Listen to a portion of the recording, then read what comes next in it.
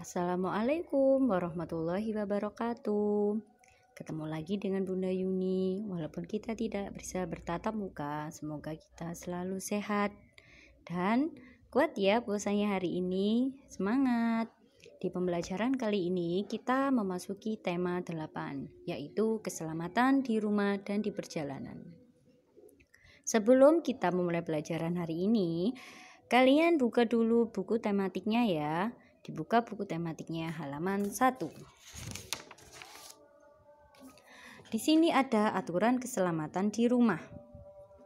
Sebelum kita memasuki pembelajaran hari ini, Bunda akan menjelaskan dulu. Udin anak yang patuh pada aturan. Ia selalu mematuhi aturan di setiap tempat. Udin selalu mematuhi aturan di rumah. Ia juga selalu mematuhi aturan di perjalanan. Nah, di sini ada contoh. Ketika Udin membantu ibunya untuk memotong jagung, ketika Udin akan memasuki rumah, ketika Udin di dalam bis, ketika Udin akan menyeberang untuk sekolah. Nah, apa itu aturan? Aturan adalah suatu pedoman agar manusia dapat hidup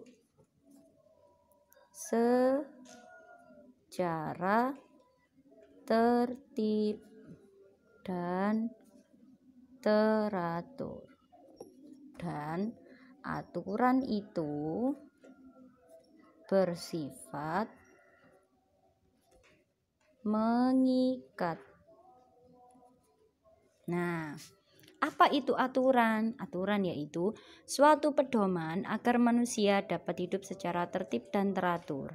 Aturan itu bersifat mengikat dan dimanapun kita pasti ada aturannya. Contohnya, aturan keselamatan di rumah, di perjalanan, di tempat wisata,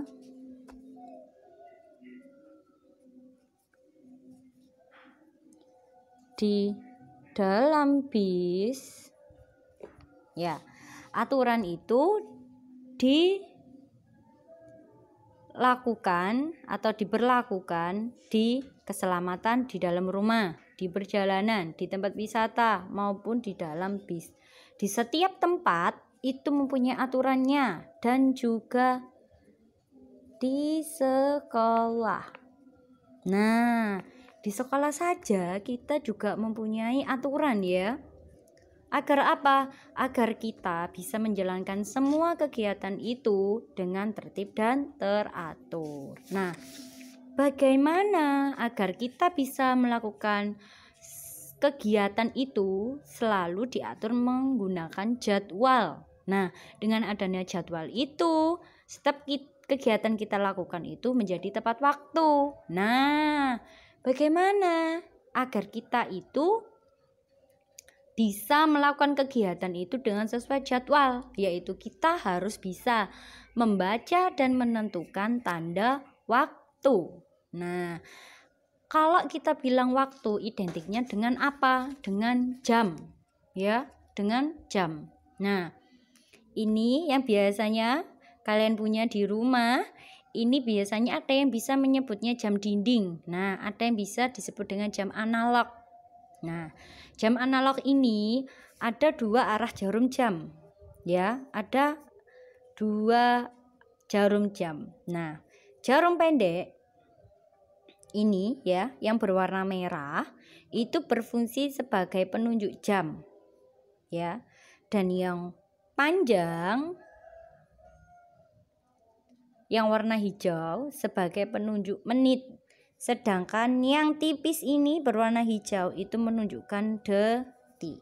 Nah, kalian harus tahu bahwa di dalam waktu 1 hari itu ada 24 jam dan 1 jam ada 60 menit dan 1 menit ada 60 detik, dan 1 jam ada 3600 detik.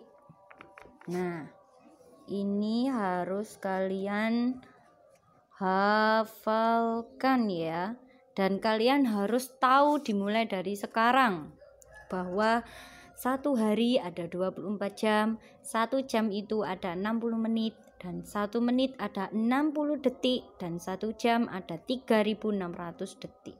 Nah, di sini Bunda akan menggambarkan jam. Contoh.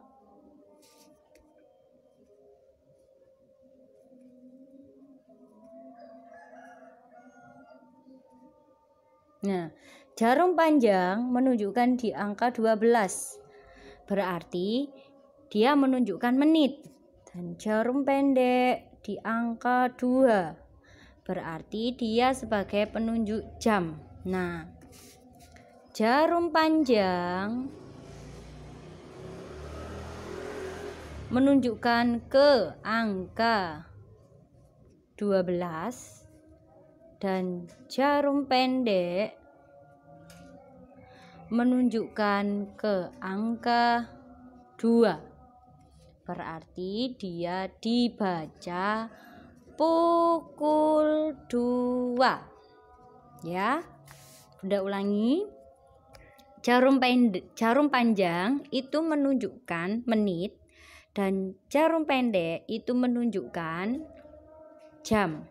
Nah, jarum panjang ke angka 12, jarum pendek menunjukkan ke angka 2. Berarti dibaca pukul 2. Ya. Nah, setelah kalian mengetahui akan waktu, maka kalian akan bisa melakukan kegiatan itu sesuai dengan aturan yang baik. Di sini ada aturan ketika sarapan pagi. Sarapan pagi pun ada aturannya. Aturan itu berguna untuk menjaga kesehatan tubuh. Kesehatan tubuh sangat penting. Tubuh yang sehat akan terhindar dari penyakit. Penyakit yang muncul disebabkan sering lalai dengan aturan. Oleh sebab itu, aturan ketika sarapan pagi harus dipatuhi. Nah, contoh di sini, ketika kalian akan sarapan pagi, yang pertama, mencuci tangan sebelum makan hingga bersih. Yang kedua, duduk dengan posisi yang benar, yang sopan. Yang ketiga, mengambil makan dan minum dengan tertib, tidak boleh dusul atau terburu-terburu ya. Dan yang keempat, kalian harus berdoa kepada Tuhan agar makanan yang kalian makan itu bisa menjadi berkah dan menjadi daging. Katanya ibunya Bunda itu gitu, kalau kalian berdoa ya, karena rezeki yang kalian makan itu adalah halal. Jadi kalian harus bersyukur karena kalian itu bisa makan ya. Yang kelima, makan dengan pelan-pelan, tidak boleh terburu-buru. Dan yang keenam, ketika makan kita tidak boleh berbicara. Dan yang ketujuh, setelah makan harus mencuci tangan hingga bersih ya. Lalu berdoa setelah makan. Nah, aturan tadi itu bersifat mengikat karena kalian harus mematuhinya. Silakan dibuka di halaman 6. Kemarin kita mempelajari huruf kapital ya, atau disebut juga dengan huruf besar. Nah, coba dibaca kembali aturan ketika sarapan pagi. Di situ ada berdoa kepada Tuhan sesuai ajaran agama yang dianut. Yang kedua, setelah makan berdoa kepada Tuhan sesuai ajaran agama yang dianut. Nah, biasanya huruf kapital itu dipakai sebagai huruf pertama ya di awal kalimat, atau huruf kapital juga dipakai sebagai huruf pertama kata ganti Tuhan. Nah, kata ganti Tuhan di sini sering digunakan misalnya ketuhanan yang Maha Esa, Tuhan yang Maha Kuasa, Tuhan yang Maha Besar, Tuhan yang Maha Pengasih, dan Tuhan yang Maha Penyayang. Huruf kapital biasanya juga digunakan ketika kita menulis nama bulan, nama hari, nama negara, nama kota, nama gelar. Apakah kalian masih ingat? Coba dibuka bukunya catatan lagi ya.